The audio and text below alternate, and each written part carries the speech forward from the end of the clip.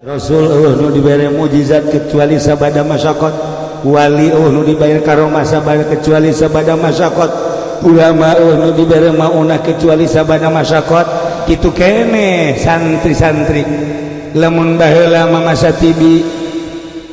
lamun baheula Mama Satibi jeung Mama Sujai berangkat nu kusakukula didongengkeun teh berangkat ka Mama Sobari Kuningan Cilimus anu didinya Mama Sobari murid Mama kitu Bangkalan eta kumaha kula sering ngadongengkeun teh supaya jadi itibar, supaya jadi ibroh. Begitu berangkat lempang dekat Cilimus tengah jalan kapetingan terus mampir di hiji warung. Begitu mampir di hiji warung kabeneran pamajikanna maot. Pamajikanana maot, alhamdulillah cek tukang warung hadena ge kadarieu hadena ge kadi ieu Mamang Santi ye Mang Santi tang macakeun Yasin cek Mama Sujahi jeung Mama Satibi urang kebeneran ieu mampir pae nya jelema ieu ayo urang maca Yasin bismillahirrahmanirrahim ngarada ge santri beres maca Yasin dia tengah jalan tadi jauh lalagaan Mama Satibi jeung Mama Sujahi. Cek Mama Satibi teh tiluan Mama Sujai, Mama Satibi, Mama Nahrawi tiluan pesantren lalagaan ieu mayit lamun ditoel kitu teh sok hirup kana sok macam-macam bae ji bener coba Bismillahirrahmanirrahim walau Qur'anan suyirat bil jibalau qutiat bil kulli ma bil mauta balillahi lamru jami'an innahu min Sulaiman wa innahu bismillahirrahmanirrahim la ta'alu alayya wa tuni muslim toel tarangna hudang mait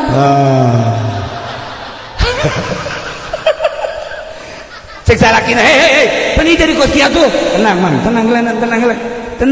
eta Mama Satibi gentur lain lalagaan masyaallah cek Mama Sujai tapi lembun dibacaan deui ieu ditoel ieu na sok taeh deui kana coba ku sia baca Bismillahirrahmanirrahim wa ma liya la a'budu alladzi fatarani wa ilaihi turja'un wa ilaihi turja'un wa ilaihi turja'un toel jempolna set taeh deui eta kos itu pakai lalagaan suka lalagaan kos itu gimana teh eta keur mondok kene pakai lalagaan masyaallah. Nah zaman kula ya zaman kula lantaran wariri dan bae moal dibejakeun ngaranna aya hiji santri urang belah dieu kebeneran rada ditantangan ku jawara je caknya na aing wiridan mah emang geus kebal teu manggih musuh kuari meureun di lain eta mah benyana mah tah ieu teh naon kana-kana air keras dibawakeun ka dieu saya dikadekeun nyawa sia air keras si beungeutkeun cak ka Jundur Jaya kos itu iyalah bari kos teh kudu puasa tenang ji heulenan ji awas aya antina kana ji teh di baru itu mah teu jadi ndek gelut teh teu jadi lantaran beres tama ka eta ieu gelas si Allah ka gelut jeung aing heulana ieu gelas ku aing leg ieu aya santi babaturan kula ku aing ngirup keneh moal bejakeun ngaranna moal osok kapanggih mingguan ge kunya deui kermus aku eta musuhna jawara je gelas bae digegel atuh kumaha huntu aing teh kieu teh geus balik santri bae lamun boga kamonesan ngantak lamun nganjang teh mun nganjang neangan awewe nu teu daekeun mah teh malah sakjana ipis kos kitu neangan nu teu daekeun di deukeutan santri nah mulai sakali dua kali santri kos kitu teu boga ka mulai bismillahirrahmanirrahim mal dibacakeun bisa direkam aduh kitu geus ada yang dibacakeun ya teu katekan mah cara kisumandi atuh hese bae lah tapi ieu geus dibere baral tadi pondok pesantren teh pibereun karomah pibereun maunah tinggalnya nana bae sadar masyaallah karim luar biasa ngan kabelah dieuna hese neruskeun anak lantaran aya santri cerik bae tanya saya kunaon cerik bae sebenarnya cerik teu betah cek ulah teh budak berarti mal lulus mal mulia ya budak teu betah geus atuh aya balik atuh sia teu betah mah geus dipaksakeun ge ngadon edan mah jeung naon nya kiai cenah ieu mah doana bae ke sugan di imah bisa dirayu balik deui ka dia sabodo deui ka diri henteu cenah geus balik aya deui ka belah dieu ceurik bae sia kunaon ceurik kunaon teu kabagian sholawat wah anak buah ayeuna Ustaz Amir mah kos kieu asal teu kabagian sholawat bae ceurik geus sholawat bae masalah atuh geus mah gampang ke nyolakeun deui jeung sia kabeh aya nu ceurik deui tanya sia kunaon ceurik eta henteu kuna naon cenah kieu teu kuna naon saceurik teh mah sedih we jeung sararedi kunaon tuh teu kuna naon mudah-mudahan diberi tabah bae ku Allah aya naon nih santri aing ge heula ditiiskeun heula aya ngaji sapoe bae papanggil deui sia bangun sedihna mah kunaon hampura kiai aduh masyaallah doana bae kunaon aya SMS sajakna teh ajo diputuskeun kula ya Allah ya Rabbi itu siaku ya Allah terus gitu baik ceurik emang awewengan hiji tangan di Lampung Balaya ceurik diputuskan cinta baik budak baheula mah lamun diputuskan cinta seurik ya sia aing geus datang ka imah nyana ditiir ku aing sia eta ngaranna lalaki lamun lalaki diputuskan cinta ada ceurik da lain lalaki teh mah kos kitu mah juri teh mah lalaki mah lamun diputuskan cinta cekel peler aya keneh lalaki aing eta lalaki cara ieu motif ceurik ieu motif ceurik deui kolot tapi mah ceurik bangun rimbasak teh pasti nama incu atawa anak ye ngaganggu ngaji kunaon ceurik henteu kunaon jeung henteu kunaon benang dua poe sedih henteu apa maji kunaon sih ceurik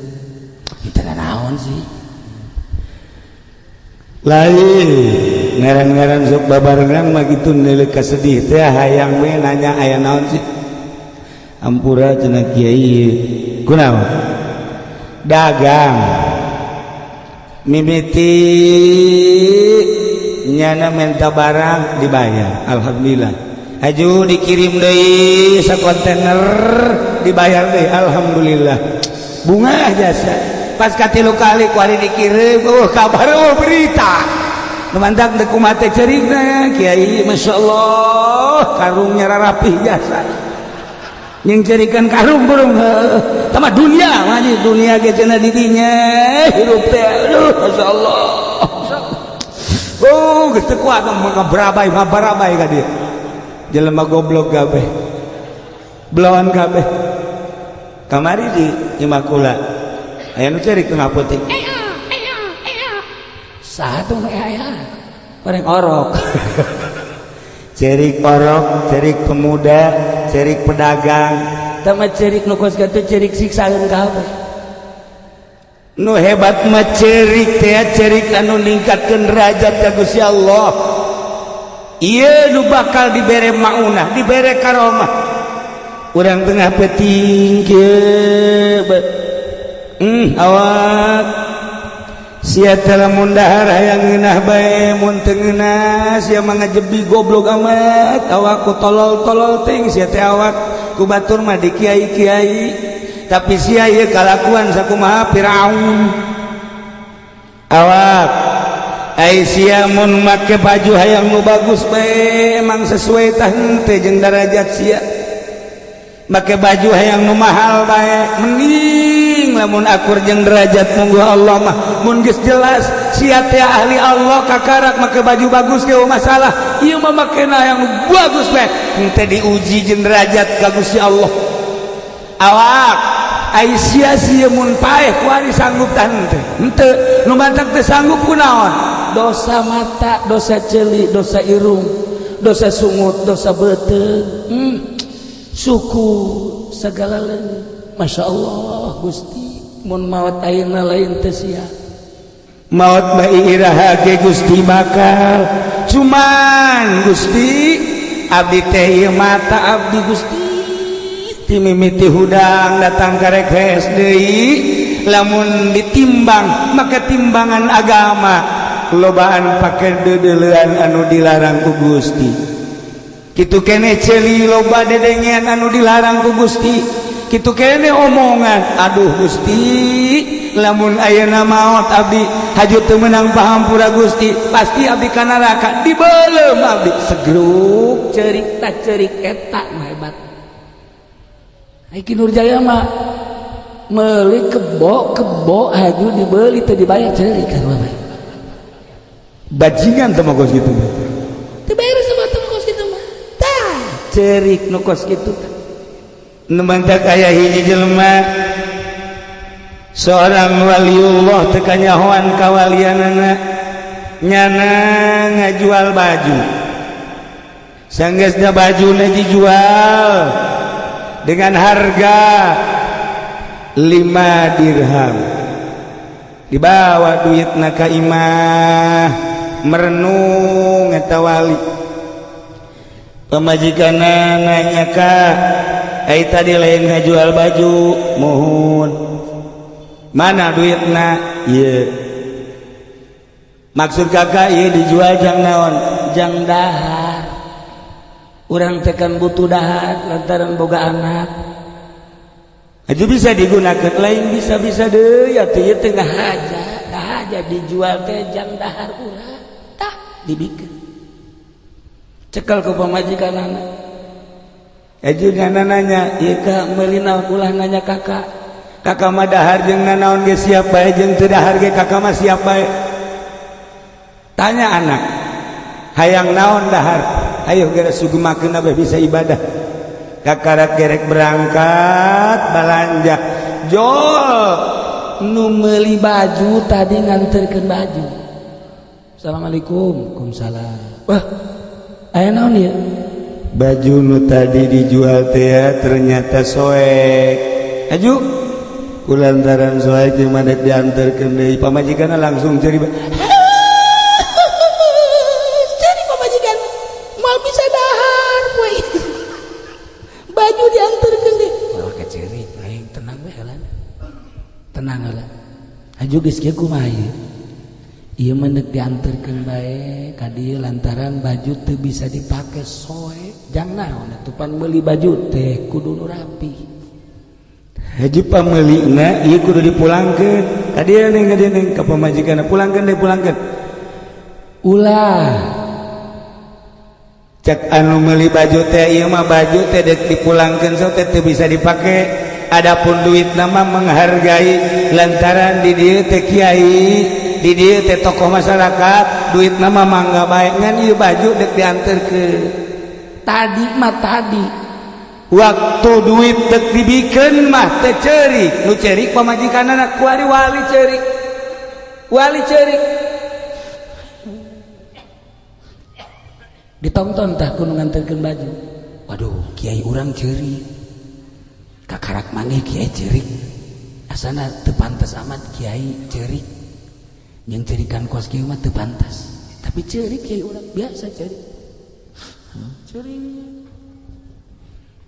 geus kelila tah rada-rada ceurikna mama ai mama kunaon ceurik pan ieu mah baju dianterkeun so teh lantaran henteu bisa dipake mama adapun duitna mah mangga bae jang mama ieu mah ku sebab teu bisa dipake we beuki ceurik bae ceurik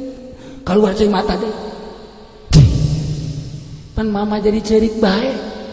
kayak geus kebal reda mama hampura urusan baju mah mangga bae jang mama duitna ge teu kudu dipulangkeun ngan abdi mah ieu nu jadi pertanyaan mama kunaon mama ceurik maneh mah teu paham lamun hayang nyaho kaula mah lain yang ceurikan soal baju lain yang ceurikan soal duit baju dijual dibalikeun deui tah ieu nu jadi ceurik emang kunaon mama ai baju mah dibalikeun deui lah leutik permasalahanana tapi engke di akhirat lamun ieu amal dibikeun ka Gusti Allah ku Gusti Allah teu ditarima dibalikeun deui ka urang eta mah jadi sedih baju bae sakieu sedihkeun pamajikan engke di akhirat salat urang puasa urang zakat urang ngaji urang jeung amal-amal urang ketika disanggakeun ka Gusti Allah cak Gusti Allah bolong ieu mah salat loba kreditan ieu mah loba proposalan ieu mah sia mangan sakadar ngababagus dohir doang ternyata aib aing teu butuh salat kos ieu ibadah kos ieu dibabetkeun ka beuleuh nu bogana wala tadribiha wujuhana ya ilahal alamin aing mah inget eta baju dibalikeun deui lantaran aib pomo amal ke di akhirat dibalikeun deui karena celah. Masya Allah cak anu malikeun baju sugan teh mah pikiran teh lain kadinya mama sugan teh menyengcerikan baju bae weh emang Kinurjaya mah heueuh bae tah waliullah mah cerik teh mengarah ke akhirat ketika amal urang dihijikeun salat puasa zakat haji ngaji anu teh ikhlas dihijikeun disanggakeun ka Gusti Allah cak Allah balikeun ka nu bogana babetkeun ka nu bogana mun urang inget kadinya amal mana urang nu ikhlas salat urang can pernah ikhlas puasa urang can pernah ikhlas ngaji kitu keneh haji kitu keneh di dieulah anu paling hese neangan ikhlas sedengkeun maot pasti almarhum geus maot lain eta bae sekantero geus mararaot tinggal nunggu waktu urang ge ajal datang kajen sugi ajal datang kajen gagah ajal datang kajen kasep ajal datang kajen teuing beunghar tetep bae idza jaa ajaluhum la yastakhiruna sa'atan wa la yastaqdimun bae nu jadi permasalahan tadi amal-amal urang mun dibalikeun deui ka urang lantaran aib ieu nu jadi permasalahan urang anu hirup di pondok pesantren bae ngaji sakadar ka majelis ka imah ikhlas teh rada hese ka majelis ka imah paling ngariung ka tatangga ngaji balik deui ka imah ikhlas sakitu hesena kula ngabayangkeun ikhlas teh ku hese amat luar biasa komo batur meureunanan anu teu pernah ngarahan kana ikhlas nu mantap wari urang ngararaji masantren di jero pasantren tambahan ku masyarakat turutan ulama-ulama nu baraheula turutan wali-wali Allah nu baraheula jeung teuing kuari situasi jeung kondisi seperti kieu tapi tetap baik pilihan Allah mah moal serempak pilihan Allah moal saliru itu maot aya deui itu maot aya deui itu maot aya deui ngan kula kuari ieu ngadenge komentar di Tasik loba nu ngaji kuari mingguan sababaraha kiai teu kudu dicaritakeun ngaranna di Bandung kitu keneh di Bogor kitu keneh obrolanana hampir sarua hese nyangan jang pigurueun jang panutan padahal meureun loba jasa kiai di ditu kunaon eta rasa berat ketika jelema kapanggih jeung kiai teu ikhlas rasa berat beban diri lamun santri kapanggih jeung kiai teu ikhlas karasa ban urang aya kiai urang kos kadatangan ku Habib baheula mah datangan ku Habib bunga jasa asa kadatangan ku Kangjeng Rasul tapi kuari kadatangan ku Habib Ki Subandi nyumput Subandi kunaon nyumput lah entel nanaon cing tayang kapanggih bae cing kana teh bejakeun ka pamajikanna neng geus aya Habib bejakeun eueuh kitu ngabohong loba kiai nu kos kitu kiai Jamil ge sarua nyumput komo amir mah asalna Habib lumpat kana ka sawah kunaon eta beban mental aya Habib teh lain asa kapanggih jeung Kangjeng Nabi tapi beban lain nyalahkeun ka Habibanana lain nyalahkeun turunanana tapi merasa kiai kabebanina nanti kula mah dihadapi bae nyaho coba Habib kos kumaha ye heuh kula mah kula mah di harapan bae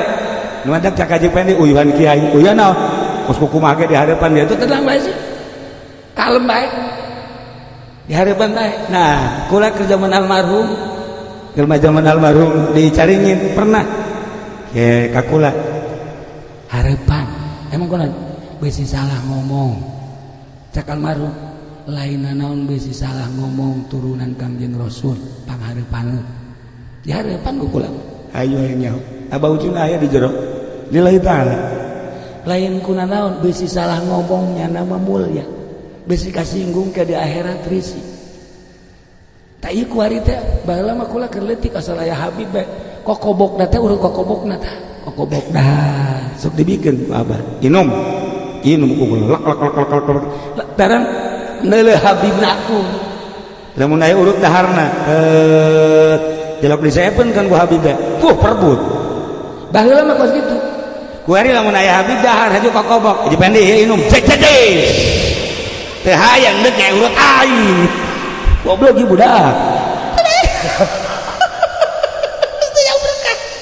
eta keur carita ka Habib ka guru ge sarua baheula mah lamun aya Mama Seko ka imah geus diarintip bae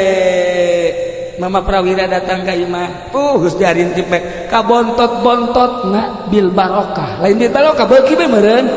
bil barokah urut daharna urut nginumna masyaallah kulantaran naon merasa ahli Allah kurang ka urut abuya masyaallah kula perebut kula pernah jeung abah almarhum abah ucu ka ditu keur nyundatan ka ditu urut buya perebut dan lain-lain sebagainya urut guru kula 3 urut hiji tapi lain lalagaan diperebutkeun ku ari mah asal datang guru bae bebeja bejakeun dawa gitu cak murid emang kunaon bulan kamari ge can impas sia teh guru beban anu mantap ke hese lamun lain ahli Allah nu ikhlas hayang kapanggih bae rindu disebutna asyik rindu urang ka ahli Allah mah kajeun teuing datang unggal minggu kajeun teuing unggal bulan rindu bae sebabna teu ngabebani ka diri urang malah nambahan ilmu ketika urang kapanggih jeung Kangjeng Nabi Khidir emang Kangjeng Nabi Khidir nyaritakeun ilmu-ilmu marifat atuh henteu asal kapanggih nyelecep ka jero hati ilmu marifat datang sorangan emang orang lamun kapanggih jeung Syekh Maulana Hasanuddin nyaritakeun bag-bagan marifat atuh henteu asal kapanggih teu datang sorangan ilmu marifat nyelusup ka jero hati urang kapanggih jeung ahli Allah teu kudu nyaritakeun ngarifat asal kapanggih gok sup ka jero hati loba anu ngan sakadar neuleuh doang berubah asa kadar hadir doang berubah Allah nu ngarobahkeun sebab naon sebab geus pinuh ku faed-faed di dirina kitulah para jamaah kaum muslimin wal muslimat rahimakumullah kakaler ka kidul kawetan ka kulon intina bahwa ketika Allah deuk ngangkat hiji jelema babari dibere masyarakat daekeun jeung langsung Allah selalu memberi kemuliaan nu kadeuleu ku ieu nu kadenge ku ieu dibalik dedeleuan ieu jeung dibalik dedengean ieu aya dedeleuan anu indah aya dedengean anu indah kitulah para ahli Allah tengah halangan dedeleuan ieu tengah halangan dedengean ieu di jero dedeleuan nu ieu aya dedeleuan lain di jero dedengean ieu aya dedengean lain ieulah anu kuari saat ieu dipohokeun ku ahli-ahli Islam ku tokoh-tokoh Islam mengejarna hanya mengejar keglamoran hanya ngejar kemewahan moal bisa diberi keistimewaan tanpa masyarakat di tengah-tengah hiruk pikuk kehidupan di Indonesia politik keur curat marit politik murat marit perekonomian can menentu budaya anu sakitu kuari keur acak-acakanana berbagai budaya asup ka Indonesia golongan-golongan datang ke Indonesia geus Syiah geus Wahabi bermacam-macam kuari di Indonesia teh Islam ngakuna Islam acak-acakan tapi lamun ku Allah deuk diangkat jadi hamba nu soleh gampang Allah mah kok betaheun si mondok zaman internet zaman satelit masih kena jelema ngaji amil di pondok pesantren eta teh deuk disalametkeun ku Allah jih lamun lain dek disalamatkeun ku Allah masyaallah ngan eta goblokna di pondokna main HP bae. Barang ditanya, "Hei, saya kunaon main HP?" Atuh guru aing Ki Nurjaya main HP. Atuh mah berjamaah guru. Atuh mah beres. Nah, dek disalamatkeun ku Gusti Allah mah wanian nyana ninggalkeun lembur, wanian ninggalkeun keluarga, wanian ninggalkeun babaturan jeung handatolan nyana cicing di pondok pesantren ngaji. Masya Allah eta teh keur diriabahkeun ku Gusti Allah. Lamun urang macaan tina perjalanan para wali-wali Allah jelema nu mondok pesantren eta keur diriabahkeun. Jelema nu sagede kieu apakah teu mampu di pabrik ja mampuheun, apakah teu mampu nyana ulin jeung batur ja mampuheun, lantaran ngora aya di nyana duit ala kadar mah boga, pergaulan ja bisa, tapi dek disalamatkeun ku Allah ulah paling nganjang sakali-kali bae lah. Tolol lah yang nganjangan segala. Dijing di pondok betah. Sebulan, 2 bulan, setahun, 2 tahun teu karasa horeng dek disolehkeun ku Gusti Allah. Maha kawasa Allah di tengah-tengah keur carut marut murad maritan tapi aya bae jelema nu mondok aju betahkeun santrina betahkeun kiaina teu betah kiaina tolol teu betahkeun jadi kiai. Nah mulai Kangjeng Nabi Yusuf dek kuari dek dianiaya panjang dongengna ngan ieu mah akhirna sidang berbagai kasus ngagejeburlah ke penjara, di jero penjara dibere mukjizat ku Gusti Allah. Ieu mah lain dek nyaritakeun Kangjeng Nabi Yusuf na, lain dek nyaritakeun Kangjeng Nabi Musa na, tetapi dek dicaritakeun teh Kangjeng Nabi Musa dibere mukjizat sabada masyarakat. Kangjeng Nabi Yusuf perjalananna dikasumurkeun, dianiaya, dijual heula, disidang heula, gejebur, diasupkeun ke penjara, karak dibere mukjizat. Moal aya jelema dibere karomah anu haju make mobil mewah bae moal aya. Sare di spring bed bae moal aya. Jelema dibere maunah tapi na teu pernah riyadhah moal aya. Mantak satu perjalanan untuk menuju karomah, satu perjalanan untuk menuju maunah dibere betah heula di pondok. Di pondokna dibere daek ngaji.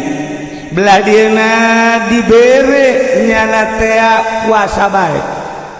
Dahar carang paling ke jam 6 heula suk-isuk ngawudu. Ke jam 9 dahar. Ke jam 11 dahar deui. Tuh moal menang-menang mah. Nah iyalah perjalanan seorang santri sarua. Urang lamun membaca Tuan Sabdul Qadir Jailani, kemudian orang membaca Kitu Abu Hasan Asadili, kemudian orang membaca Syekh Ahmad Kabir Rifai, Ibnu Alwan dan lain sebagainya, sarua jeung para nabi nuturkeun para nabi nu mantap dina Al-Qur'an Kangjeng Nabi sebagai uswatun hasanah supaya dituturkeun ku urang.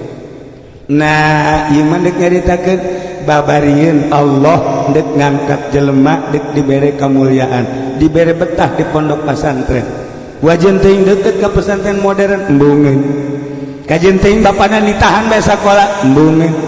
Kajen teuing bapana nitahan di gawe teu hayang. Nyana mah di pondok bae geus. Kolotna geus ngitung bae anak aing di pondok geus 10 tahun bisa ngaji tah henteu. Ditanya, "Sia geus sabaraha tahun di pondok?" "Teu puguh abah nu ngabiayaan." Lain kitu sia geus bisa naon? Bah, ulah sok nanya bisa ngaji, betahna ge geus alhamdulillah.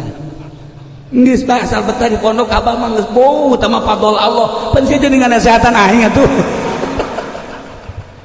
Ieu mah betah di pondok geus hebat jasa. Lain lalagan karunia ti Allah. Nah, dibere mukjizat da Kangjeng Nabi urang. Ieu Kangjeng Nabi hayang nyepi helanan bung bergaul jeung jelema, bung kapanggih jeung jelema. Naik Kangjeng Nabi ka gunung, keturun, ke naik tahunan Kangjeng Nabi. Dan terakhir Kangjeng Nabi loba di gunung, tidinya lah turun ayat,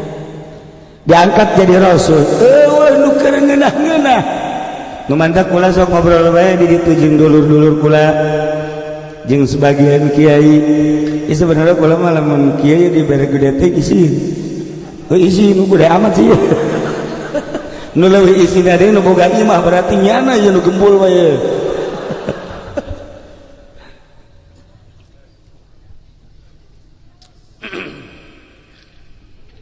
Kanjeng Nabi teh dibere resep nyepi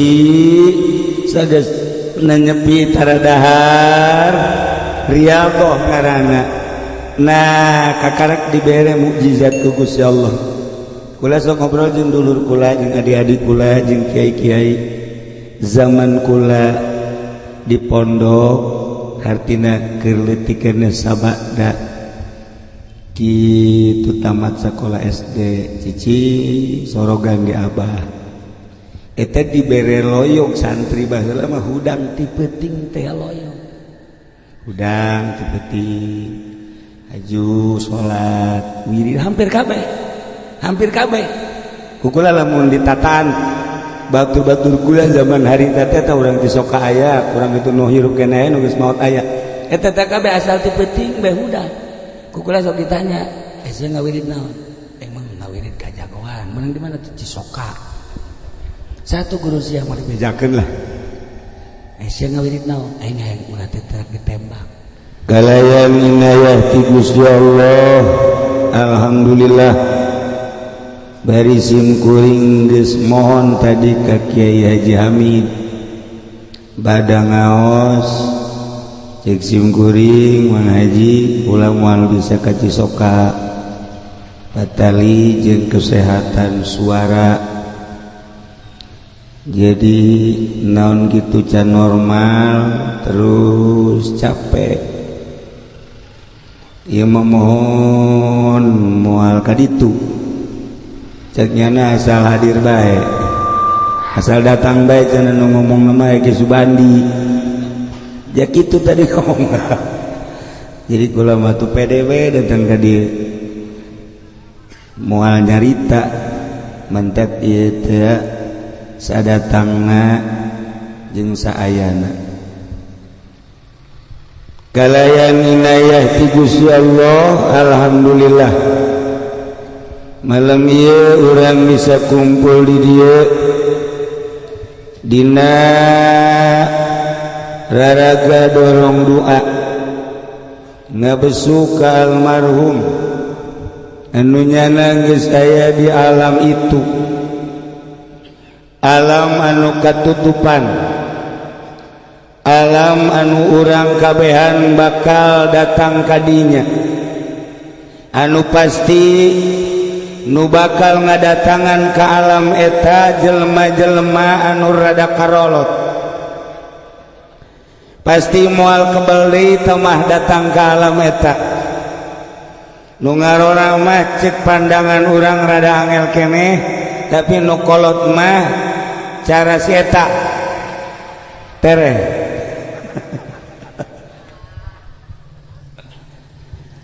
sebab di dunia ge boro-boro batur pamajikan ge geus ribedeun pamajikan geus dari bedeun sebab aya ge teh lah sakikituna bae mentak kukula diajak-ajak bae ge di imadah tepati manfaat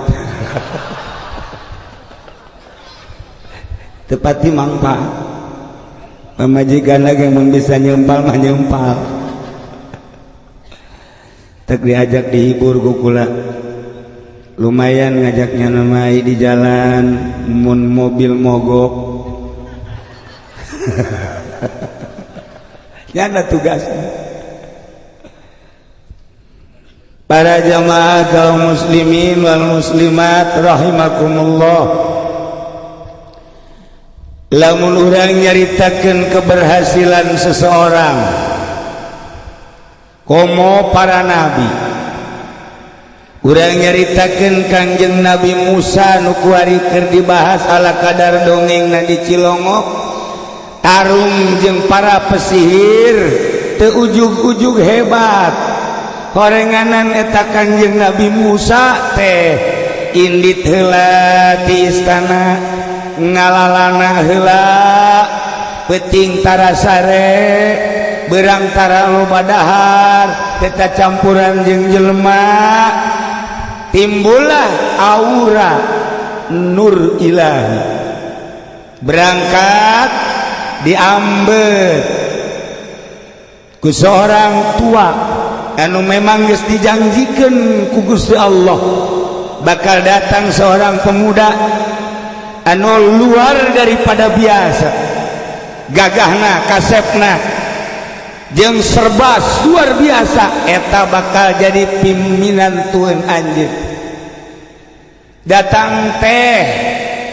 langsung katingali sinarna lain deui oh cek Kangjeng Nabi Syuaib ieu moal salah sebab sinar pas urang ngadatangan tamu begitu datang oh iya lain deui sinarna maleuk mah kamet ieu kadele aya ilmuwan ilmuna ilmu zahir ilmu batin ku ahlina katingal ieu mah lain dek nyaritakeun Kangjeng Nabi Musa ti awal dek nyaritakeun kaistimewaan Kangjeng Nabi Musa sageusna Kangjeng Nabi Musa diambet ku Kangjeng Nabi Syuaib teu sakadar diambet tapi ku Kangjeng Nabi Syuaib dititah digawe ngangon embe dina ngangon embe na Kangjeng Nabi Musa emang kumaha Kangjeng Nabi Musa ngagiringkeun embe di mana aya embe anu kuru ku Kangjeng Nabi Musa diais di mana aya embe teu bisa lempang ku Kangjeng Nabi Musa dipanggul di mana aya embe nu muriang ku Kangjeng Nabi Musa diobatan kaistimewaan Kangjeng Nabi Musa teh ka embe bae model kos kitu coba lurah karayatna kitu teu sia mah dasarna ekstrim tah Kangjeng Nabi Musa memeh dibere jajaten ku Gusti Allah teh korenganan ngabakti heula belah dieuna ka Kangjeng Nabi Syuaib belah ditunal ikhlas ka Gusti Allah sanggeusna Kangjeng Nabi Musa susah payah dahar diatur sare diatur ngangon embe we Kangjeng Nabi Musa teh beuh pohara kapoharaanana Kangjeng Nabi Musa dibere mukjizat di turunan tungked eta tungked teh ujung-ujung dibikeun hiji hebat begitu berangkat Kangjeng Nabi Musa jeung pamajikanana menuju Mesir tengah peuting Kangjeng Nabi Musa teh nyaho jalan lamun urang pernah ka Yordan urang pernah ka Mesir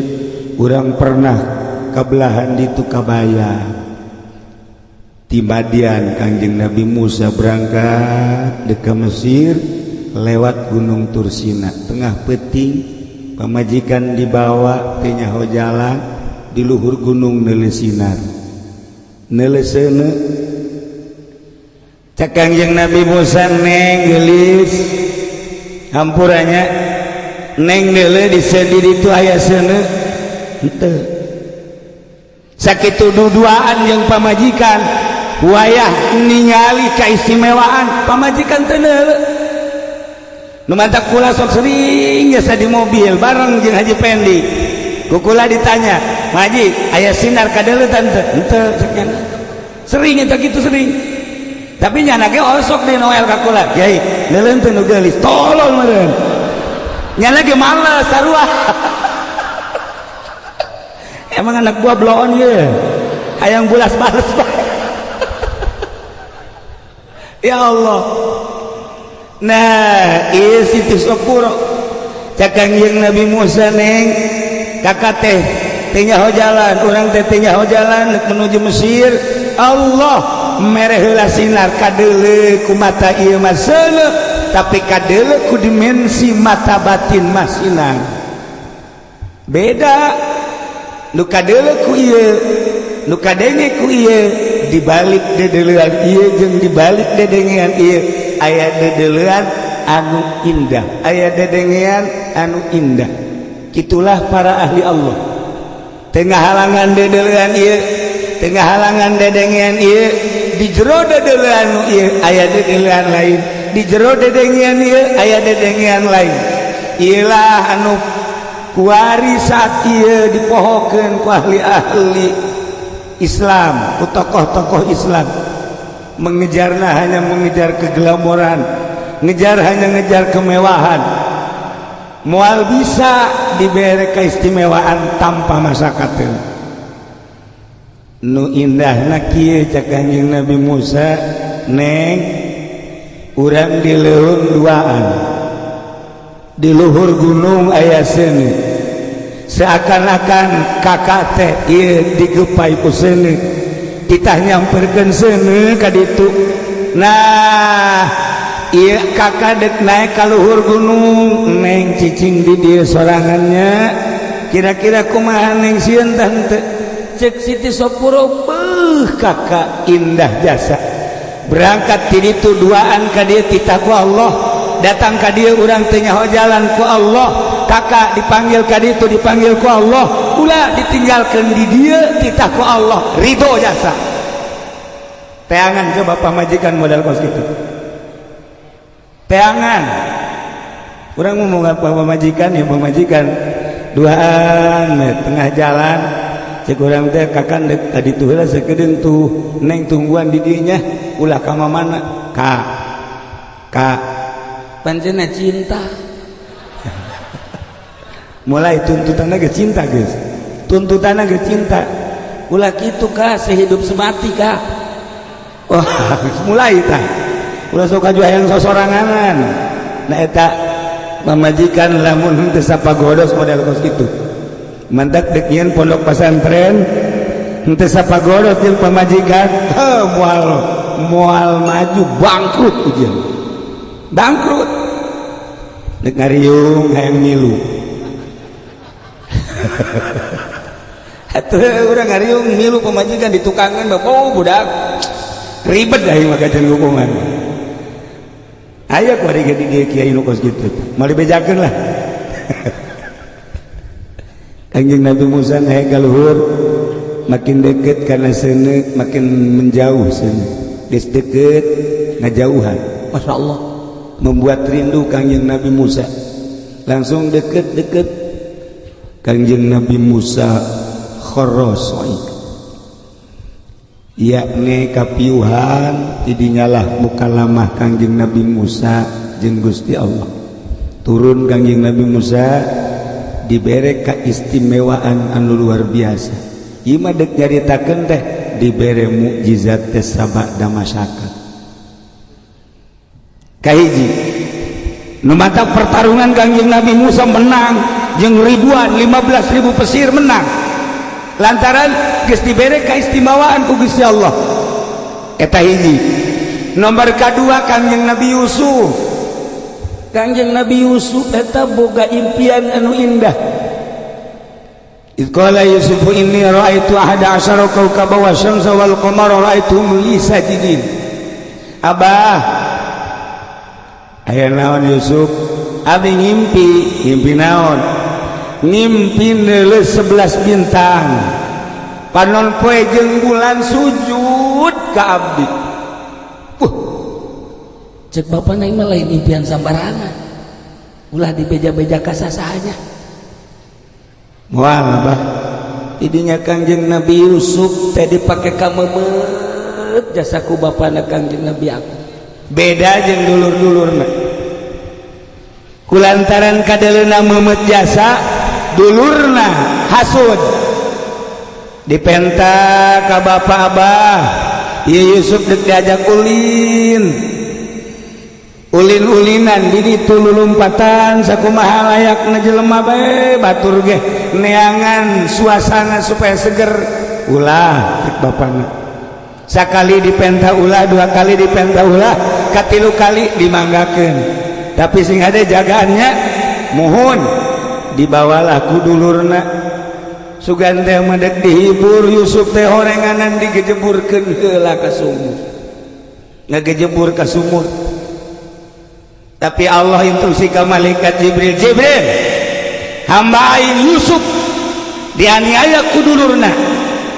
dibalalkeun ka sumur sangga usia ulah-ulah kena batu basal ulah. Kanjeng Nabi Yusuf datang ke sumur disangga ku malaikat Jibril, datang ke jero sumur diuk dina batu. Cak Kanjeng Nabi Yusuf, ieu cai pan teu daek nempel ka aing. Cai teu daek nempel. Terus napas bisa napas, aya oksigen di jero sumur. Kanjeng Nabi Yusuf ge aneh, ieu di jero sumur tapi cai teu daek nempel. Nomor kedua, napas normal. Lamun Haji Pendi dibalangkeun ka sumur. Asal geus teu kudu ngomong kumaha. Teu kudu ngomong mal kebal, pindah alamnya na. Ya Allah. Kanjeng Nabi Yusuf teh balangkeun heula ka sumur. Sanggeus kitu aya pedagang nyokot cai, muranteng Kanjeng Nabi Yusuf dibawa ka luhur, kaget pedagang, geus kaget di deuleu sosok manusia nu geuteungna luar biasa dijadikeun abdi heula Kanjeng Nabi Yusuf, terus dijual nu meulina raja. Di kerajaan Kanjeng Nabi Yusuf dimumule dipake karesep kabeneran Siti Zulaikha ratu resepeun ka Kanjeng Nabi Yusuf. Sebab Kanjeng Nabi Yusuf mah mun ibarat samangkat dibelah dua, sabelah kakasepan Kanjeng Nabi Yusuf, sabelah deui urang kabehan. Untung aya irungan ge urang. Tidinya Kanjeng Nabi Yusuf gede, Masya Allah. Siti Zulaikha lamun keur lapar neuleuh Kanjeng Nabi Yusuf langsung seubeuh. Lamun awewe di dieu keur seubeuh neuleuh Haji Pendi lapar. Dibalik. Sakitu ayana hampura. Beda ieu mah pahara jasa. Kanjeng Nabi Yusuf luar biasa dicintai jeung dipake karesep ku Siti Zulaikha sehingga diudag-udag diasupkeun ka kamar, diudag-udag di kamar. Beunang baju jubahna katarik soek ngajengkan Kanjeng Nabi Yusuf. Kemudian Siti Zulaikha langsung muka baju. Bayangkan Siti Zulaikha orang Mesir ayana di istana, sugih aya dinyana, gelis aya dinyana, kemewahan aya dinyana. Di kamar nyana muka baju. Kanjeng Nabi Yusuf ya merleng biasa Kanjeng Yusuf bu gede amat cek Kanjeng Nabi Yusuf. Dibuka ngagebrak, wah geus hese nyaritakeun. Mun Haji Pendi paeh dirinya memeh numpak geus paeh. Haji Jaya kos kebongoser nyana.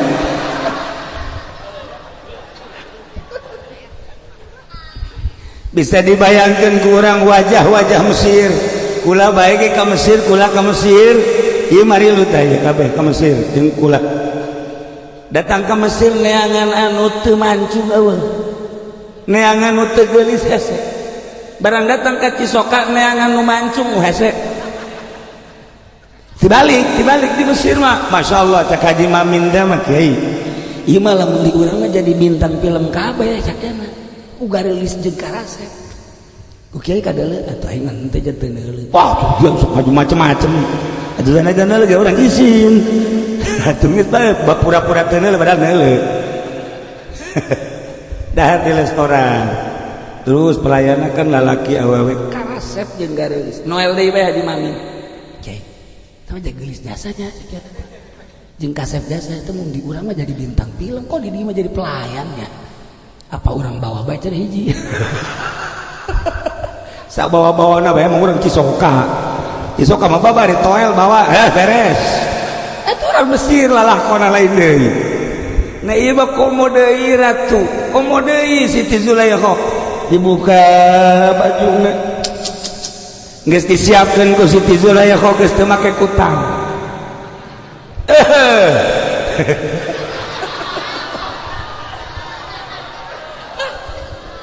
ya Allah ya Rabbi dihandapna geus aya nu tinggal segede kieu doang. Ya Allah, cak Kanjeng Nabi Yusuf. Kanjeng Nabi Yusuf kan manusia biasa. Kanjeng Nabi Yusuf ge aya-aya.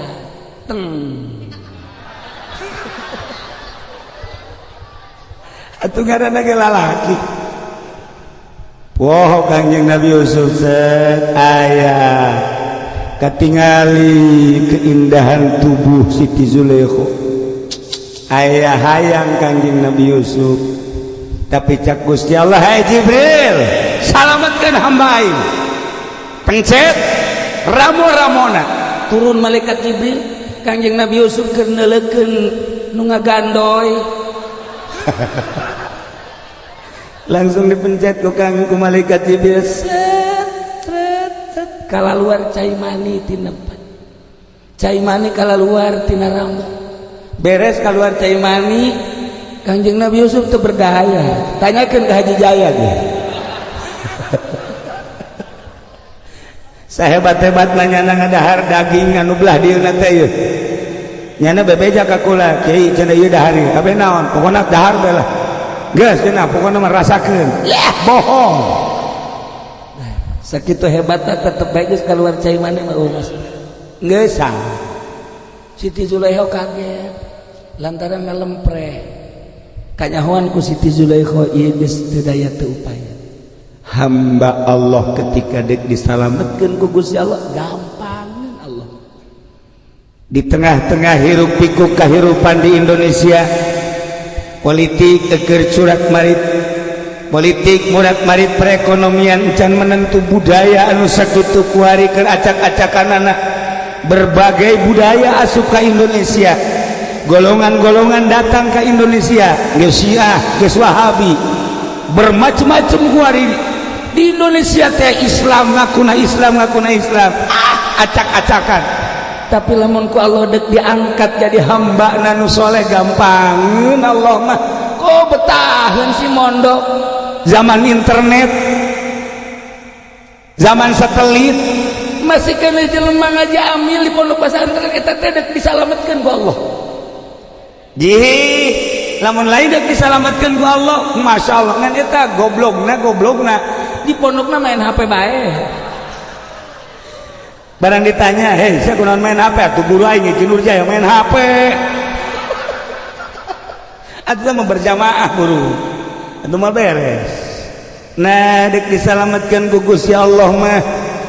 wanieun nyana ninggalkeun lembur, wanieun ninggalkeun keluarga, wanieun ninggalkeun babaturan jeung handetolan, nyana cicing di pondok pesantren ngaji. Masya Allah eta teh keur diriabahkeun ku Gusti Allah. Lamun urang macaan tina perjalanan para wali-wali Allah, jelema nu mondok pesantren eta keur diriabahkeun. Jelema nu sagede kieu apakah teu mampu di pabrik ja mampuheun, apakah teu mampu nyana ulin jeung batur ja mampuheun, lantaran ngora aya di nyana duit ala kadar mah boga, pergaulan ja bisa, tapi dek disalametkeun ku Allah. Ulah paling nganjang sakali-kali bae lah. Tolol lah yang nganjangan segala. Hiji di pondok betah. Sebulan, 2 bulan, setahun, 2 tahun teu karasa horeng dek disolehkeun ku Gusti Allah. Maha kawasa Allah di tengah-tengah keur carut marut murat marit, tapi aya bae jelema nu mondok haju betahkeun. Santrina betahkeun, kiaina teu betah. Kiaina tolol. Teu betahkeun jadi kiai. Nah, mulai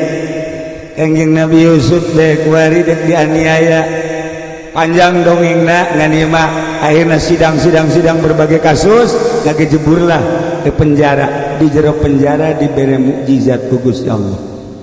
Ieu mah lain dek nyaritakeun Kanjeng Nabi Yusuf na, lain dek nyaritakeun Kanjeng Nabi Musa na, tetapi dek dicaritakeun teh Kanjeng Nabi Musa dibere mukjizat sabada masyarakat. Kanjeng Nabi Yusuf perjalananna dikasumurkeun, dianiaya, dijual heula,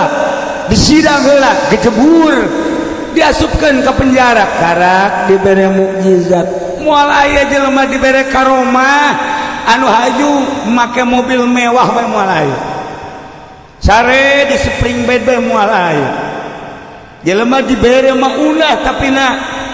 teu pernah riyadhah moal aya mantak satu perjalanan untuk menuju karomah, satu perjalanan untuk menuju maunah dibere betah heula di pondok, di pondokna dibere daek ngaji, belah dieuna dibere nyana tea puasa bae, dahar carang paling ke jam 6 heula suk-isuk ngawudu, ke jam 9 dahar, ke jam 11 dahar deui tuh moal menang-menang mah. Nah iyalah perjalanan seorang santri sarua. Urang lamun membaca Tuan Sabdul Qadir Jailani, kemudian orang membaca Kitu Abu Hasan Asadili, kemudian orang membaca Syekh Ahmad Kabir Rifai, Ibnu Alwan dan lain sebagainya, sarua jeung para nabi nuturkeun para nabi nu mantap dina Al-Qur'an, Kangjeng Nabi sebagai uswatun hasanah supaya dituturkeun ku urang. Nah iman dek nyaritakeun babarieun Allah dek ngangkat jelema dek dibere kamuliaan, dibere betah di pondok pesantren, wajen teuing deukeut ka pesantren modern embungeun, kajen teuing bapana nitahan bae sakola embungeun, kajen teuing bapana nitahan di gawe teh hayang nyana mah di pondok bae geus. Kolotna geus ngitung bae anak aing di pondok geus 10 tahun bisa ngaji tah henteu. Ditanya saya geus sabaraha tahun di pondok, tupugu abah nu ngabiayaan lain gitu saya geus bisa naon bah ulah sok nanya bisa ngaji betahna ge geus alhamdulillah geus bah asal betah di pondok abah mah geus beuh tah mah fadol Allah pan sia jeung ngasehatan aing atuh ieu mah betah di pondok geus hebat jasa lain lalagan karunia ti Allah. Nah dibere mukjizat da Kangjeng Nabi urang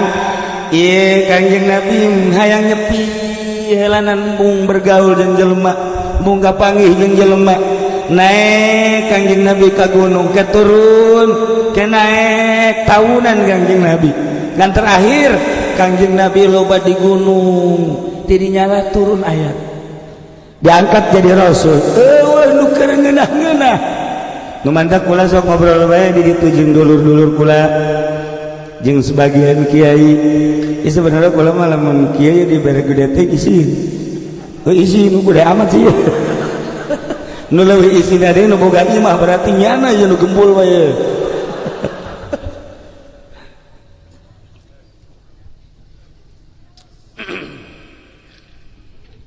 Kanjeng Nabi teh dibere resep nyepi, sages nyepi tara dahar, riyadhah ngaranna. Nah kakarak dibere mukjizat ku Gusti Allah. Kula sok ngobrol jeung dulur kula jeung adik-adik kula jeung kiai-kiai zaman kula di pondok hartina keur leutikeun sabada kitu tamat sekolah SD cici sorogan di abah eta dibere loyong santri baheula mah hudang ti peuting teh loyong hudang ti peuting aju sholat wirid hampir kabeh kukula lamun ditataan batur-batur kula zaman hari teh tah urang teh sok aya urang itu nu hirup keneh nu geus maot aya eta teh kabeh asal ti peuting bae hudang kukula sok ditanya sia ngawirid naon emang ngawirid ka jagoan menang di mana tuh Cisoka satu guru sia mari bejakeun lah sia ngawirid naon aing hayang ulah teh ditembak paeh temuannya, paeh mah paeh bae. Kukula sok ditanya, sia ngawirid naon? Aing mah di Ciduhan Bikang jeung teh. Keur ngawirid ini roaitu aing. Wiridan. Jadi tipe tinggal wiridan. Aya anu biasa wirid sholawat. Laloyog. Kuari mah kula sok ngintip santri kula bae di ditu. Asal jam 12 jam 1 kula sok kudan diintip santri. Si budak seserian naonan si bunga heunama diintip ku kula nya aya jelema ya mun aya moal lamun dewe jelema ngintip ka jandelana keur nyekelan HP tuh imam kosi Amir bae cek aing ya ge mah Amir kosi mah ieu santri nih lain wiridan ngomeh HP bloon masyaallah guys Penting kedua katilu kaopat kula udang deui intip deui santri aya sorangan bae sorangan bae di juru pondok di handap wah cek aing santri yang edan tenang sih Masya Allah ya si santri kudu kararieu neuk diraha dibere ka romahna tuh ya perjalanan baheula teh zaman kuat tanyakeun ka Haji Hamid dah oh baheula mah wiridan aya santri teh wiridan geus diulah-ulah ge ku abah awas ya ulah sok wiridan hikmat ulah sok wiridan kajagoan mun deuk maca sholawat bae abah teh galak abah mah ulah sok udah diri kos kitu pokona ngaji bae tetep bae sumur datang ka baheula pake ngeum sumur belah aya deta kulah masjid pan digedean ku almarhum abah menang meureun sabulan belah cek abah teh ieu sakieu kuatna belah aya naon nya aya naon ieu kadinya oh barang diintip da ku abah keur kieu bae oh saha ieu budakna ieu saha budakna ku abah digitukeun ditendep dieuna sia paeh sia marahnya na barang malah abah hampura mang eta lalakon baheula santri teh teu meunang dicaram hudang cipeting teh teu meunang dicaram adapun wiridana macem-macem hampir terbiasa mantap kabelah dieuna hudang keuting teh biasa santri kuari Masya Allah ceku lagi macem-macem geus kararieu bae iya mungkin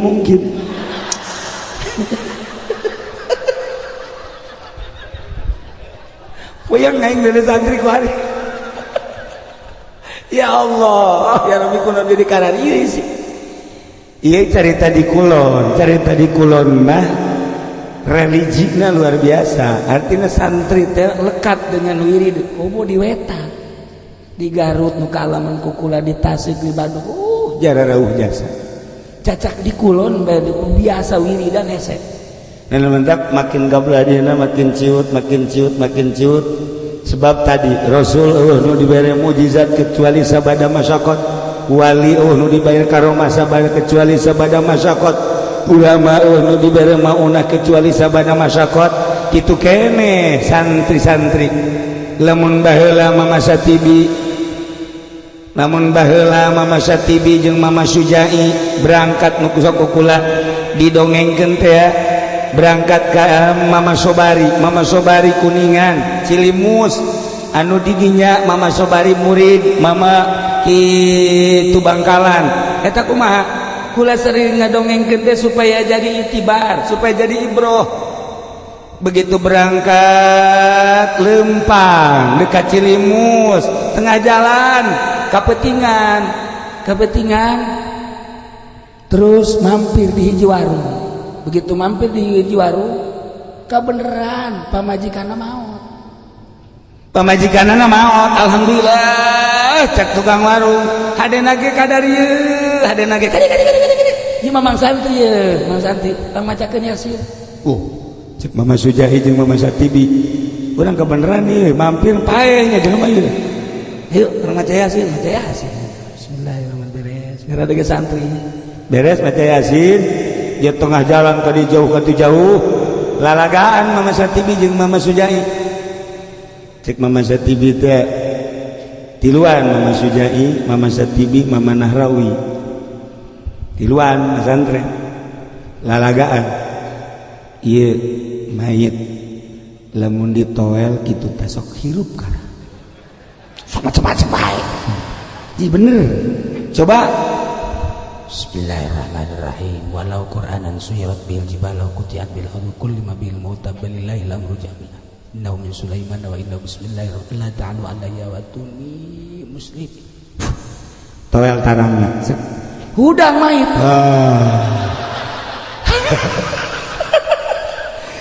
cek salakina hei peni jadi kos kieu tuh tenang eta Mama Satibi gentur lain lalagaan masyaallah cek Mama Sujai tapi lembun dibacaan deui ieu ditoel ieu na sok taeh deui kana coba ku sia baca bismillahirrahmanirrahim wa mali ala abdul ladzi fatarani wa ilaihi turja'un wa ilaihi turja'un wa ilaihi turja'un toel jempolna sak taeh deui eta kos itu pakai lalagaan suka lalagaan kos itu cenah teh eta keur mondok kene pakai lalagaan Masya Allah. Nah zaman kula ya zaman kula lantaran wariri dan wae mau dibejakeun ngaranna aya hiji santri urang belah dieu kebeneran rada ditantangan ku jawara je caknya na aing wiridan wae mah geus kebal teu manggih musuh kuari meureun ieu aya eta mah benyana mah tah ieu teh naon ngaranna air keras dibawakeun ka dieu saya digadekeun nyawa sia air keras si beungeutkeun cak Ajun Nurjaya kos itu iyalah bari kos teu kudu puasa tenang ji heulan ji awas aya antina kana ji teh di baru-baru mah teu jadi ndek gelut teh teu jadi lantaran beres tama ka eta ieu gelas sia ulah ka gelut jeung aing ngeulanang ieu gelas ku aing dileg-leg ieu aya santi babaturan kula ku aing ngirup keneh moal bejakeun ngaranna moal osok kapanggih mingguan ge kunya deui kermus aku eta musuhna jawara je gelas bae digegel atuh kumaha huntu aing teh kieu teh geus balik satri bae lamun boga kamonesan ngantak lamun nganjang teh mun nganjang neangan awewe nu teu daekeun mah teh malah sakjana ipis kos kitu mah neangan nu teu daekeun di deukeutan santri nah mulai sakali dua kali santri kos kitu teu boga ka mulai bismillahirrahmanirrahim mal dibacakeun bisa direkam aduh kitu geus sanajan dibacakeun ya teu katekan mah cara kisuman dia tuh hese bae nah eta asal geus dikieu-kieu beset aduh bae di mana kak kakak di mana sia tadi ka aing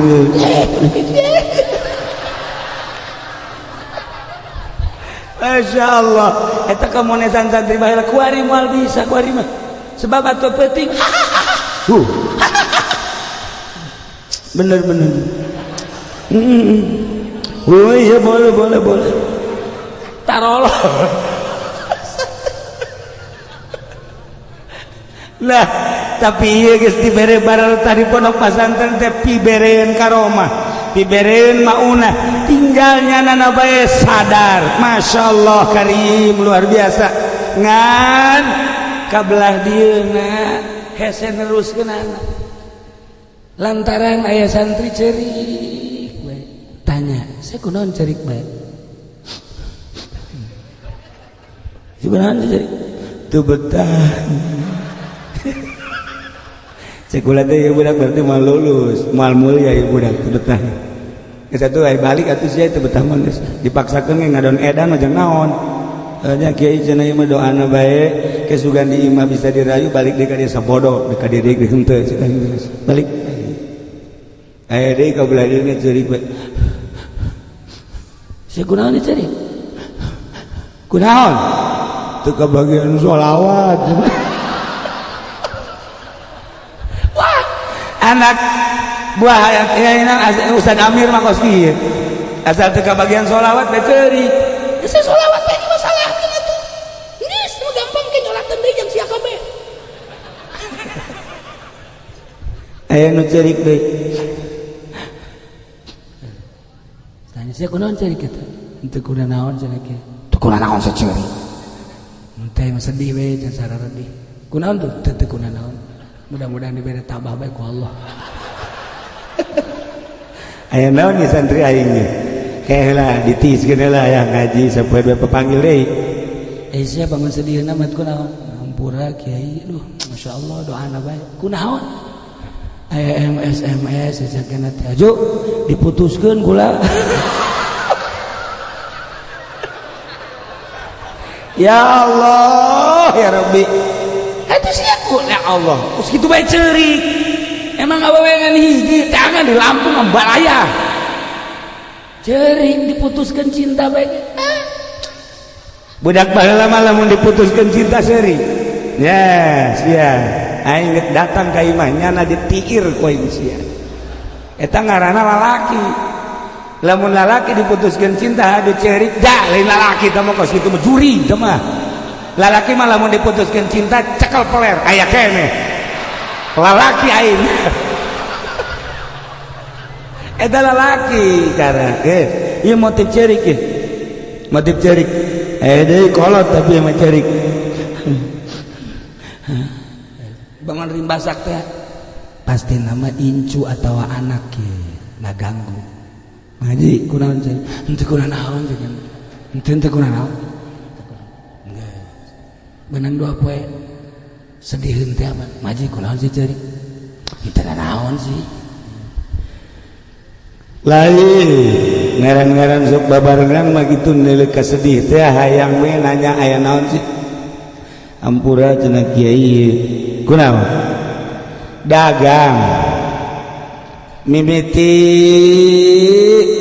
nyana minta barang dibayar alhamdulillah aju dikirim deui sakontainer dibayar deui alhamdulillah bunga jasa pas katilu kali ku ari dikirim kabar berita mantak teu kumaha teh cerigna kiai masyaallah karungnya rarapih jasa yang cerikan karung burung sama dunia ngaji dunia ge cenah di dinya hirup teh aduh masyaallah geus teu kuat ngabrabai ka dieu jelema goblok kabeh belawan kabeh kamari di Imakula aya nu cerik tengah putih satu aya orang orok cerik orok cerik pemuda cerik pedagang tama cerik nu kos kitu cerik siksaeun kabeh nu hebat mah cerik teh cerik anu ningkatkeun derajat ka Gusti Allah ieu nu bakal dibere maunah dibere karomah urang tengah peuting kieu awak sia teh lamun dahar hayang ngeunah bae mun teu ngeunah sia mah ngajebi goblok amat awak ku tolol-tolol teuing sia teh awak ku batur mah di kiai-kiai tapi sia ieu kalakuan sakumaha Firaun awak ai sia mun make baju hayang nu bagus bae emang sesuai tah henteu jeung darajat sia make baju hayang nu mahal bae mending lamun akur jeung derajat mungguh Allah mah mun geus jelas sia teh ahli Allah kakarak make baju bagus ge masalah ieu mah makena yang bagus bae henteu diuji jeung derajat ka Gusti Allah awak ai sia-sia mun paeh ku ari sanggup tah henteu nu mantak teh sanggup kunaon dosa mata dosa ceuli dosa irung dosa sungut dosa beuteung suku segala leungeun Masya Allah Gusti mun maot ayeuna lain teu sia maot mah iraha ge Gusti bakal cuman Gusti abdi teh ieu mata abdi Gusti ti mimiti hudang datang ka rekes deui lamun ditimbang maka timbangan agama lobaan pake dedeleuan anu dilarang ku Gusti kitu keneh ceuli loba dedengean anu dilarang ku Gusti kitu kene omongan aduh Gusti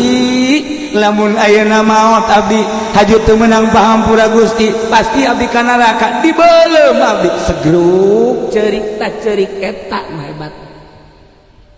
ai Ki Nurjaya mah meuli kebo haju dibeuli teu dibayar cerik ka bae bajingan teh mah kos kitu teu bayar sama teh kos kitu mah tah cerik nu kos kitu nu mantak aya hiji jelema seorang waliullah teu kanyahoan kawalianana nyana ngajual baju sanggeusna bajuna dijual dengan harga 5 dirham dibawa duitna ka imah merenung eta wali pamajikanna nanya ka ai tadi lain ngajual baju mohon mana duitna ieu maksud kakak ieu dijual jang naon jang dahar urang tekan butuh dahar lantaran boga anak Aju bisa digunakan lain bisa-bisa deh ya tuh ya tengah aja dijual teh jang dahar ulah tah dibikin cekal ke pamajikan anak aju nanya iya kak melina ulah nanya kakak mah dahar jeung nanaon ge siapa jeung teu dahar ge kakak mah siapa tanya anak hayang naon dahar ayo geura sugemakeun abah bisa ibadah kakak gerek berangkat balanja jol nu meuli baju tadi nganterkeun baju assalamualaikum waalaikumsalam wah aya naon ieu baju nu tadi dijual teh ternyata soek aju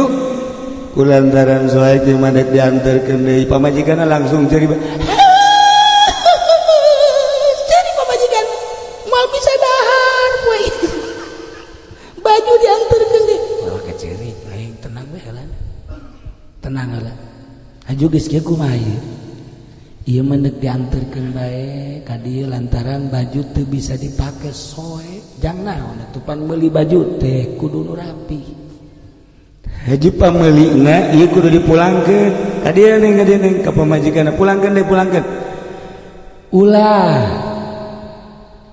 cek anu meuli baju teh ieu mah baju teh dek dipulangkeun so teh teu bisa dipake adapun duit nama menghargai lantaran di dieu teh kiai di dieu teh tokoh masyarakat duit nama mangga bae ngan ieu baju dek dianterkeun tadi waktu duit dek dibikeun mah teh ceurik nu ceurik pamajikanna ku ari wali ceurik ditonton tah ku nu nganterkeun baju waduh kiai urang ceurik kakarak maneh kiai ceurik asana teu pantes amat kiai ceurik yang ceurikan kos kieu mah teu pantas tapi ceurik kiai urang biasa ceurik geus kelila tah rada-rada ceurikna mama ai mama kunaon ceurik pan ieu mah baju dianterkeun so teh lantaran henteu bisa dipake mama adapun duit mah mangga bae jang mama ieu mah ku sebab teu bisa dipake we beuki ceurik bae ceurik kaluar ceuing mata deui pan mama jadi ceurik bae kayak geus kebal reda mama hampura urusan baju mama mangga bejang mama duit nageh teu kudu dipulangkeun ngan abdi mah ieu nu jadi pertanyaan mama kunaon mama ceurik maneh mah teu paham lamun hayang nyaho kaula mah lain yang ceurikan soal baju lain yang ceurikan soal duit baju dijual dibalikeun deui tah ieu nu jadi ceurik emang kunaon mama ai baju mah dibalikeun deui lah leutik permasalahanana tapi engke di akhirat lamun ieu amal dibikeun ka Gusti Allah ku Gusti Allah teu ditarima dibalikeun deui ka urang eta mama mah jadi sedih baju bae sakieu sedihieun pamajikan engke di akhirat salat urang puasa urang zakat urang ngaji urang jeung amal-amal urang ketika disanggakeun ka Gusti Allah cak Gusti Allah bolong ieu mah salat loba kreditan ieu mah loba proposalan ieu mah sia mangan sakadar bagus dohir doang ternyata aib aing teu butuh salat kos ieu ibadah kos ieu dibabetkeun ka beuleuh nu bogana wala tadrib biha wujuhana ya ilahal alamin aing mah inget eta baju dibalikeun deui lantaran aib komo amal ke di akhirat dibalikeun deui karena celah Masya Allah cak anu malikeun baju sugan teh mah pikiran teh lain kadinya mama sugan teh menyengcerikan baju bae weh emang Kinurjaya mah heueuh bae tah waliullah mah cerik teh mengarah ke akhirat ketika amal urang dihijikeun salat puasa zakat haji ngaji anu teh ikhlas dihijikeun disanggakeun ka Gusti Allah cak Allah balikeun ka nu bogana babetkeun ka nu bogana mun urang inget kadinya amal mana urang nu ikhlas. Salat urang can pernah ikhlas, puasa urang can pernah ikhlas, ngaji kitu keneh, haji kitu keneh. Di dieulah anu paling hese neangan ikhlas. Sedengkeun maot pasti almarhum geus maot. Lain eta bae sekantero geus mararaot, tinggal nunggu waktu urang ge. Ajal datang kajen sugih, ajal datang kajen gagah, ajal datang kajen kasep, ajal datang kajen teuing beunghar. Tetep bae idza jaa ajaluhum la yastakhiruna sa'ata wa la yastaqdimun. Paeh bae nu jadi permasalahan tadi amal-amal urang mun dibalikeun deui ka urang lantaran aib, ieu nu jadi permasalahan. Urang anu hirup di pondok pesantren bae ngaji sakadar ka majelis ka imah ikhlas teh rada hese. Ka majelis ka imah paling ngariung ka tatangga, ngaji balik deui ka imah ikhlas sakitu hesena. Kula ngabayangkeun ikhlas teh ku hese amat luar biasa. Komo batur meureunanan anu teu pernah ngarahan kana ikhlas. Nu mantap wari urang ngararaji masantren di jero pasantren tambahan ku masyarakat, turutan ulama-ulama nu baraheula, turutan wali-wali Allah nu baraheula. Jeung teuing kuari situasi jeung kondisi seperti kieu, tapi tetep bae pilihan Allah mah moal serempak, pilihan Allah moal saliru. Itu maot aya deui, itu maot aya deui, itu maot aya deui. Ngan kula kuari ieu ngadenge komentar di Tasik loba nu ngaji kuari mingguan sababaraha kiai teu kudu dicaritakeun ngaranna. Di Bandung kitu keneh, di Bogor kitu keneh, obrolanana hampir sarua. Hese neangan jang pigurueun jang panutan. Padahal meureun loba jasa kiai di ditu. Kunaon eta? Rasa berat ketika jelema kapanggih jeung kiai teu ikhlas. Rasa berat beban diri lamun santri kapanggih jeung kiai teu ikhlas. Karasa pan urang aya kiai urang kos kadatangan ku Habib, baheula mah datangan ku Habib bunga jasa asa kadatangan ku Kangjeng Rasul. Tapi ku hari kadatangan ku Habib Ki Subandi nyumput.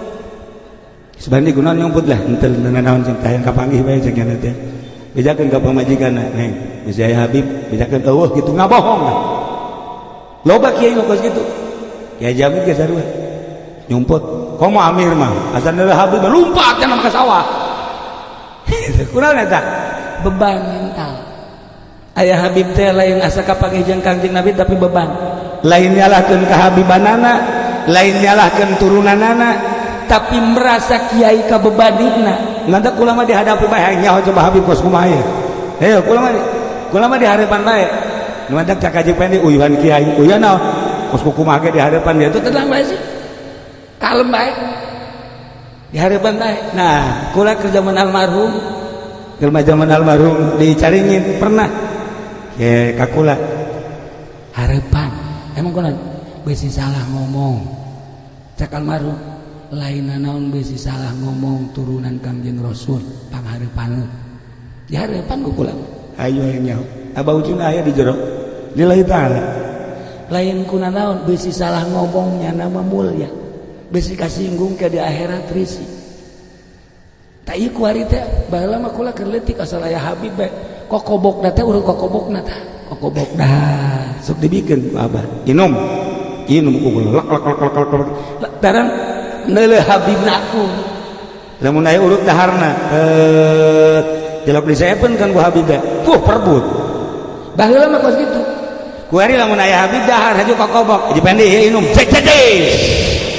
teu hayang deuk kayak urut aing goblok ieu budak itu yang berkah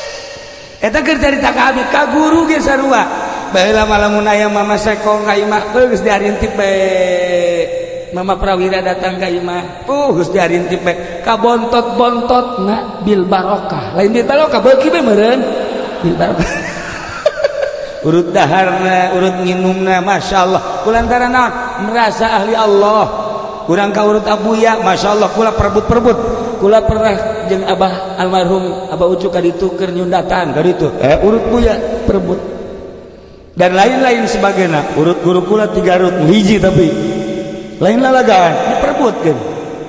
kuari mah asal datang guru beja bejakeun dawa gitu cak murid emang kunaon bulan kamari ge can impas sia teh guru beban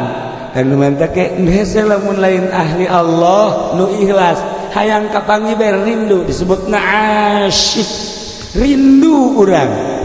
ka ahli Allah mah kajeun teuing datang unggal minggu kajeun teuing unggal bulan rindu bae sebabna teu ngabebani ka diri urang malah nambahan ilmu ketika urang kapanggih jeung Kangjeng Nabi Khidir emang Kangjeng Nabi Khidir nyaritakeun ilmu-ilmu marifat atuh henteu asal kapanggih nyelecep ka jero hati ilmu marifat datang sorangan. Emang orang lamun kapanggih jeung Syekh Maulana Hasanuddin nyaritakeun bag-bagan marifat atuh henteu asal kapanggih teu datang sorangan ilmu marifat nyelusup ka jero hati. Urang kapanggih jeung ahli Allah teu kudu nyaritakeun marifat asal kapanggih gok sup ka jero hati. Loba anu ngan sakadar neuleuh doang berubah. Asa kadar hadir doang berubah. Allah nu ngarobahkeun sebab naon? Sebab geus pinuh ku faed-faed di dirina. Kitulah para jamaah kaum muslimin wal muslimat rahimakumullah kakaler ka kidul kawetan ka kulon intina bahwa ketika Allah deuk ngangkat hiji jelema babari dibere masyarakat daekeun jeung langsung Allah selalu memberi kemuliaan ka hiji karomah nu dibikeun berhela-hela maunah dibikeun tanpa kamasyaqatan tanpa mengasihkan diri kahiji nomor kedua anak santri adalah keur mengasihkan diri belah dieuna sakadar hayang ilmu syariat belah dituna hayang eusi ilmu syariat. Nomor terakhir urang bakal maot geus jadi biasa nu paling bahaya amal urang tadi celak teu ditarima ku Gusti Allah Subhanahu wa taala. Itulah para jamaah kaum muslimin wal muslimat rahimakumullah urang doakeun sakalian deui khusus ka almarhum Haji Alim mudah-mudahan dihampura dosana dilegakeun di kuburanana dicaangkeun di kuburanana dibere kanikmatan kubur ku Gusti Allah Subhanahu wa taala guru urang anu moana bae mudah-mudahan dihampura dosana dilegakeun jeung dicaangkeun kuburanana para zuriat Kangjeng Rasul mudah-mudahan cinta ka urang mudah-mudahan cinta ka anjeunna sebab di akhirat nyanalah anu bakal mawa bendera ti Kangjeng Nabi urang Kangjeng Nabi Muhammad sallallahu alaihi wasallam. Tur urang daroakeun ieu seke-seke ieu bibit-bibit nu aya di pondok pesantren di mana bae mudah-mudahan dibere katabahan ku Gusti Allah dibere kasabaran ku Gusti Allah dibere ilmu anu mangfaat ku Gusti Allah sehingga jang dirina jeung jang batur bisa ngamangpaatkeun amin ya rabbal alamin. Sakitu bae ela kadar piatur disimkuring hapunten tina samudaya kalepatan sareng kakiranganana. Allahumma fiq ila aqwamit thariq. Assalamualaikum warahmatullahi wabarakatuh. Allahumma shalli wa sallim ala sayyidina Muhammadin fil awwalin wal akhirin wa barik wa sallim wa radiyallahu ta'ala an sadatina ashabi sayyidina Rasulillah ajma'in. Amin ya Allah ya rabbal alamin. Allahumma arham ummat sayyidina Muhammad. Allahumma ajbur ummat sayyidina Muhammad. Allahumma aslih ummat sayyidina Muhammad. Allahumma farrij an ummat sayyidina Muhammadin sallallahu alaihi wasallam. Allahumma anfa'na bima 'allamtana wa 'allimna ma yanfa'una wa zidna ilman wa yaqinan wa zidna ilman wa yaqinan wa zidna ilman wa yaqinan walhamdulillahi ala kulli hal wa na'udzu billahi min kulli hali ahli an-nar. Allahumma ighfir lahu warhamhu wa'afihi wa'fu anhu wa akrim nuzulahu wa wasi' madkhalahu wa abdilhu daran khairan min dari wa zawjan khairan min zawji. Rabbana taqabbal minna innaka antas samiul alim wa tub 'alaina innaka antat tawwabur rahim. Wa shalli wa sallim ala jami'il